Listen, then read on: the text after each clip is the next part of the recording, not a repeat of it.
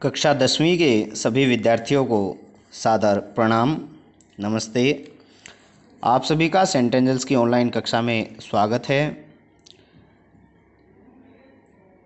हमें उम्मीद है कि आप सब स्वस्थ होंगे और यह निवेदन भी है, प्रार्थना भी है कि आप सब लॉकडाउन का पूरी तरह से पालन करें। हमने पिछली वीडियो में कक्षा 10वीं का हिंदी व्याकरण का टॉपिक हम पढ़ रहे हैं, रस। पिछली वीडियो में हमने अद्भुत रस पढ़ा था, 8वां रस अद्भुत रस। आज हम पढ़ेंगे 9वां रस शांत रस। यह 9 रस जो हैं आचार्य भरत मुनि ने बताए हैं, 9 रस होते हैं। उसके बाद कुछ हिंदी विद्वानों ने 2 रस और बनाए, भक्ति रस और वात्सल्य रस। तो इस तरह से पूरे जो वर्तमान में जो रस हैं वो 11 हैं। तो ये 9वां रस है शांत रस, जिसे कहा जाता है। शांत का मतलब शांति, माने जहाँ जाकर जहाँ जब हम हृदय में शांति अनुभव हो। कब शांति अनुभव होगी?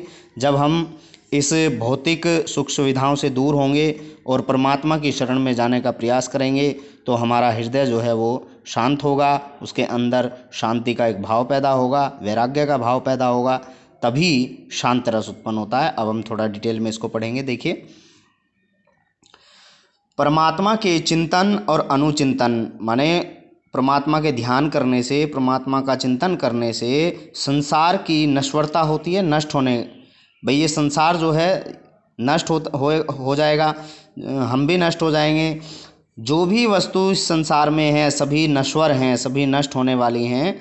तो इस चीज़ का जब ज्ञान हमें हो जाता है, ज्ञान होने पर, संसार की नश्वरता का ज्ञान होने पर लौकिकता से विरक्ति या वैराग्य का भाव उत्पन्न होता है।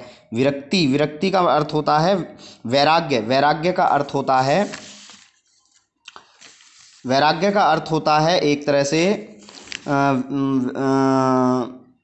भोग विलास से दूर होने की स्थिति, यानी सांसारिक बंधनों से मुंह फेरना, सांसारिक बंधनों से अलग होना, सांसारिक बंधनों से विमुख होना वैराग्य कहलाता है। भोग विलास या सुख सुविधाओं से दूर होने की जो स्थिति होती है वो वैराग्य होती है। तो वैराग्य का ये भाव जब उत्पन्न होता है तो ऐसी अवस्था में शांत रस होता है।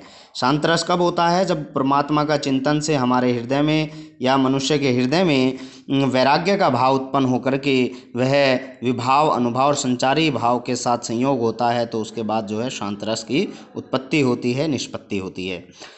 दूसरे शब्दों में हम इस प्रकार भी कह सकते हैं, देखिए, कि सांसारिक सुख सुविधाओं से के प्रति, सांसारिक सुख सुविधाओं, सांसारिक ठाट बाट, सांसारिक भौतिक सुख सुविधाओं के प्रति विरक्ति का भाव, उससे दूर होने का भाव, भोग विलास से दूर होने का भाव, सुख सुविधाओं से दूर होने का जो भाव है, और उस भाव के बाद जो सात्विकता आती है हमारे हृदय में। सात्विकता का मतलब होता है सत्व गुण। सत्व गुण का मतलब है जो ऐसे गुण जो हमें ज्ञान की ओर ले जाएं, जो हमें भगवान की भक्ति की तरफ ले जाएं, जो हमें ईश्वर की तरफ ले जाएं।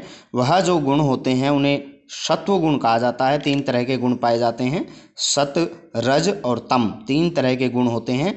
तो देखिए, 3 तरह के गुणों में एक सतोगुण होता है। सतोगुण का आपने कहीं नाम भी सुना होगा। सतोगुण का मतलब होता है जब वह गुण जो हमें ईश्वर के ज्ञान के कर्मों की ओर प्रेरित करे, ईश्वर के ज्ञान की ओर अच्छे कर्मों की ओर प्रेरित करने वाला गुण जो है वो सतोगुण कहलाता है। सतोगुण से ही सात्विक शब्द बना है। 3 तरह के गुण मैंने बताया आपको। तमोगुण वह होता है जो अंधकार, अज्ञान और उनकी तरफ हमें ले जाता है। रजोगुण होता है जब हम सुख सुविधाओं की ओर प्रेरित होते हैं, भौतिक जो ऐश्वर्य, ठाट बाट की ओर प्रेरित करने वाला जो गुण होता है वो रजोगुण होता है।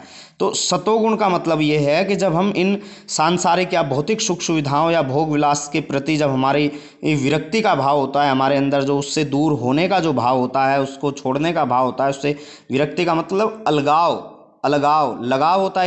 एक शब्द होता है लगाव। लगाव का मतलब उससे प्रेम, उससे लगाव, उसके प्रति जो है मोह।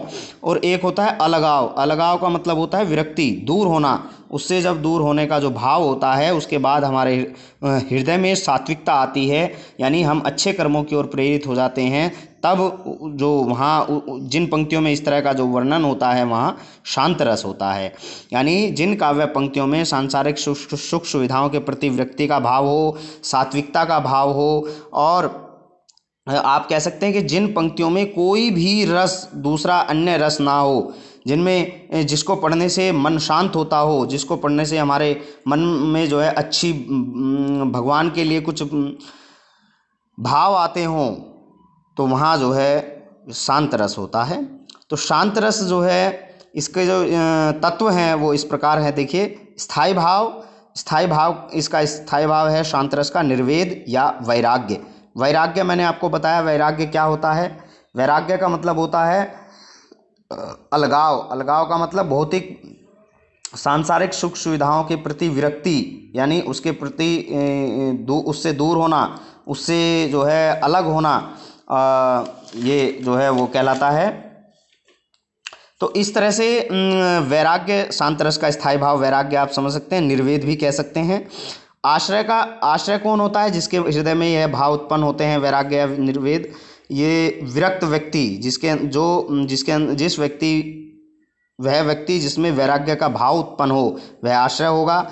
विषय, देखिए ये वैराग्य का भाव कब उत्पन्न होता है? जब उसको संसार का ब्रह्म ज्ञान, जो ईश्वर के प्रति जो ज्ञान है, वह उसके अंदर प्रेरित होता है, आता है, और वह ईश्वर से भेंट करने के लिए साक्षात्कार का मार्ग अपनाता है।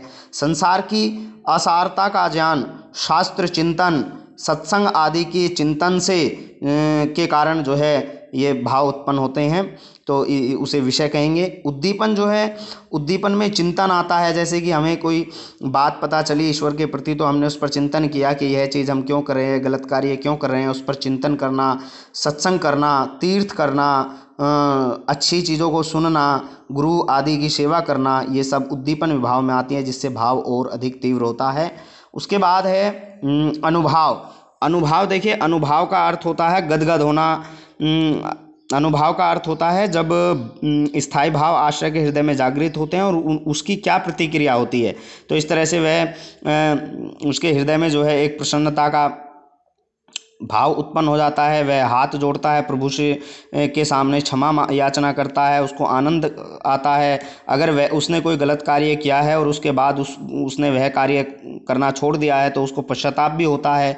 तो इस तरह की जो उसकी प्रतिक्रियाएं होती हैं आश्रय की, वह सब प्रतिक्रियाएं अनुभाव के अंतर्गत आती हैं।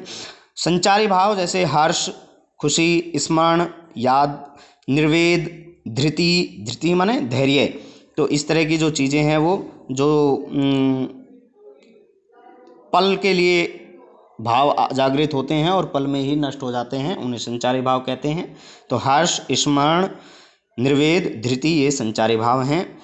तो इस तरह से हमने शांत रस का ये परिचय पढ़ा। अब हम शांत रस के कुछ उदाहरण नेक्स्ट वीडियो में पढ़ेंगे।